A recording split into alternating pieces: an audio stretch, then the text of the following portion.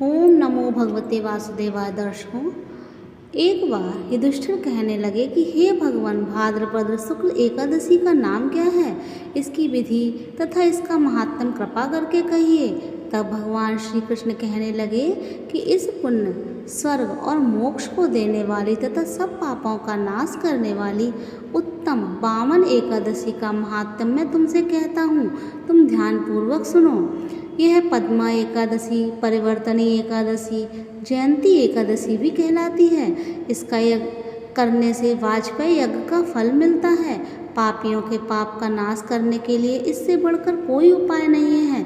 जो मनुष्य इस एकादशी के दिन मेरी वामन रूप की पूजा करता है, उससे तीनों लोक पूज्य होते हैं। अतः मोक्ष की इच्छा करने वाले मनुष्य इस व्रत को अवश्य करें। जो कमल नयन भगवान का कमल से पूजन करते हैं, वे अवश्य भगवान के समीप जाते हैं। जिसने भाद्रपद शुक्ल एकादशी का व्रत और पूजन किया, उसने ब्रह्मा विष्णु सहित तीनों लोकों का पूजन किया।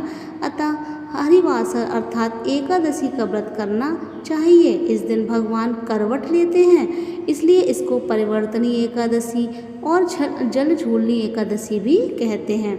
भगवान के वचन सुनकर युधिष्ठिर बोले कि हे भगवान, मुझे अति संदेह हो रहा है कि आप किस प्रकार सोते और करवट लेते हैं तथा किस प्रकार राजा बलि को बांधा और वामन रूप रखकर क्या क्या लीलाएं की। चातुर्मास के व्रत की क्या विधि है तथा आपके शयन करने पर मनुष्य का क्या कर्तव्य है, सो आप मुझे विस्तार से बताइए।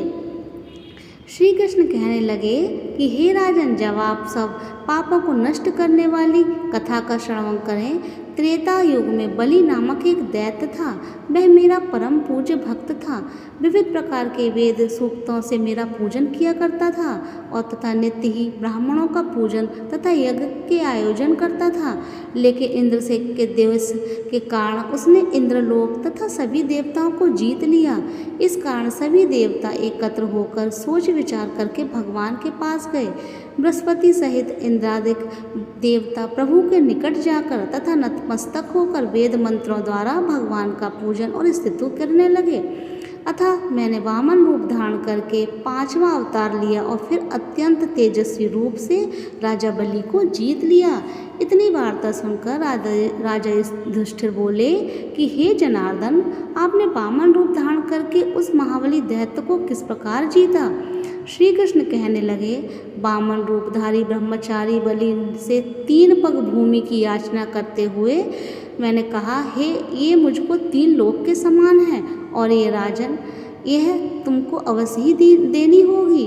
राजा बलि ने इसे तुच्छ याचना समझकर 3 पग भूमि का संकल्प मुझको दे दिया और मैंने अपने त्रिविक्रम रूप को बढ़ाकर यहाँ तक कि भूलोक में पद, भुवलोक में जंघा, स्वर्गलोक में कमर, महलोक में पेट, जनलोक में हृदय, यमलोक में कंठ की स्थापना कर सत्यलोक में मुख, उसके ऊपर मस्तक स्थापित किया।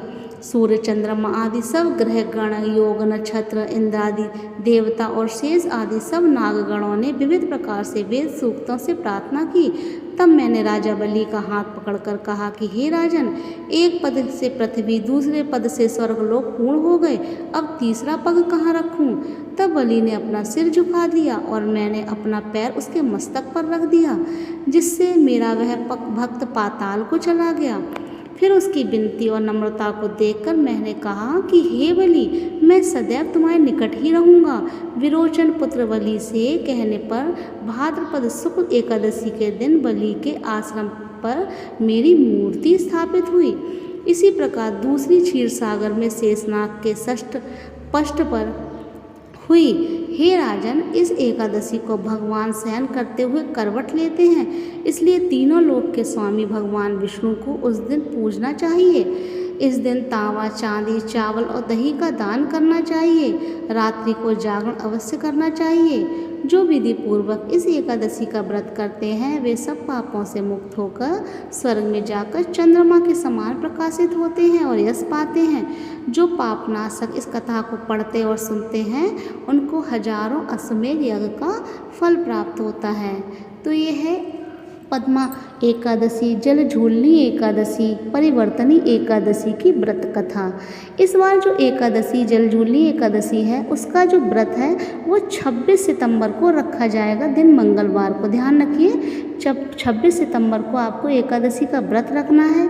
इसका जो पारण का समय है वो 27 सितंबर को सुबह 6:12 से लेकर 8:32 तक है। ध्यान रखिए, इसका जो व्रत है वो 26 सितंबर को रखना है जलझूलनी एकादशी का, और इसके पारण का समय 6:12 से लेकर 8:32 तक है। तो आप ध्यान रखिए इस पारण का समय। ओम नमो भगवते वासुदेवाय।